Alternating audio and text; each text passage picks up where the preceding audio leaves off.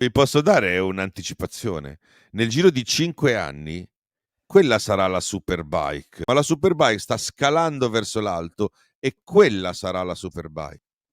L'importante è che Liberty faccia, lo dico io, me ne assumo la responsabilità, non faccia quello che non ha fatto la Dorna, sì, permettere alle squadre di essere più importanti, di generare più business, perché non è che se li mette in tasca il padrone, girano per tutti. Questo succederà quando Ecco quando ci scatta. sarà quando gli americani prenderanno in mano il Quindi gli gioco e americani. faranno come Speriamo. l'NBA, come la NASCAR, Speriamo. come la Indy, come le cose. Purtroppo ci deve essere un cambio di gestione.